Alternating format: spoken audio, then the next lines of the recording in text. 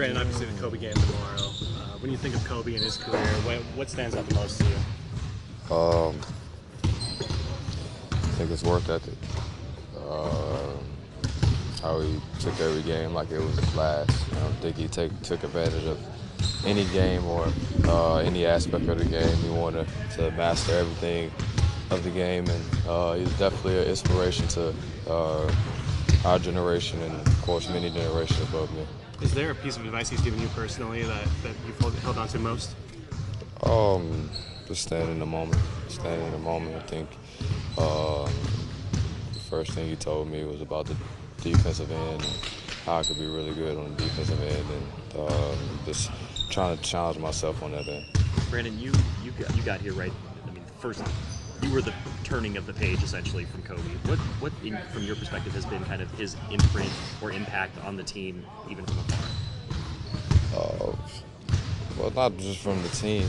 I think over this league, he's an inspiration for how hard he works. He kind of sets the bar for like one of the greatest players that's ever played this game. So when you come in here and you see his jersey, there's his number on the wall, and you see all the accolades and everything that he's done. It's crazy to think that. Kobe's talked about how, like, when he got here, he like looked up at the jerseys that were retired and kind of dreamed of getting there someday. Is that something that as a new Laker, as a rookie, you did as well? Is that similar to your experience? Of course.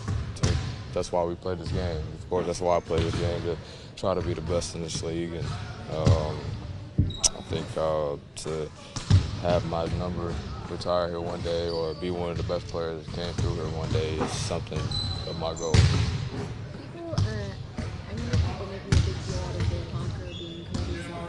What was your reaction to Well, I was so lost in the moment and really don't know what's going on, but just to think the 20 years that he's been in this league and have his number 8 and his number 24 jersey retired, and I don't know, it's unimaginable that happened. Just say that I'm very blessed to be in this position. Brandon, what do you remember about playing on Christmas last year? I remember the atmosphere. I remember how psyched the fans were, how ready we were to play basketball, and just how fun it was. Sorry, go ahead. How much different is that game versus any other game, do you think? The Christmas game? Yeah.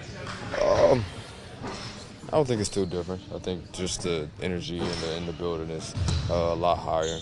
Of course, it's a time for joy, time for family, and you get to go out there and play a game you've been dreaming of for your whole life.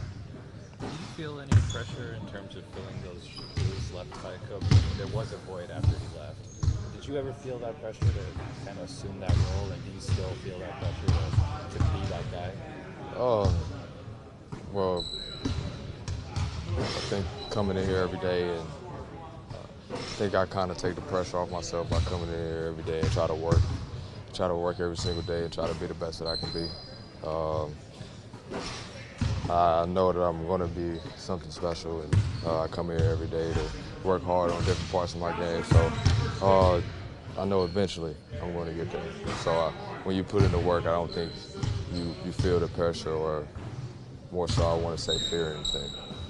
Brandon, when you say that Kobe's defense stood out to you the most, what part of that approach was most impressive about him?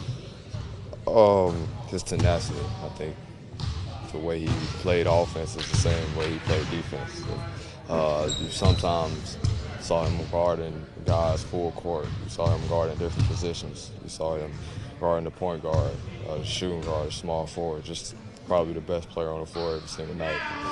To be locked in for that 48 minutes and locked in on the best player and go and score 30 to 40 points every single night is something special. Brandon, was this week seem pretty insane? You play LeBron, now you got the Kobe game, but it's against the Warriors. When you play the Rockets and then the Warriors again, it seems pretty like you've never gone through anything, like no team. That is. But it's a test for our young guys. I think a lot of our guys' eyes are really wide when you play these these really, really good teams, and they perform well. We perform well just going against these top contenders in this league, and we just had to bring it in these weeks. Of course, and for some of the top teams in the West.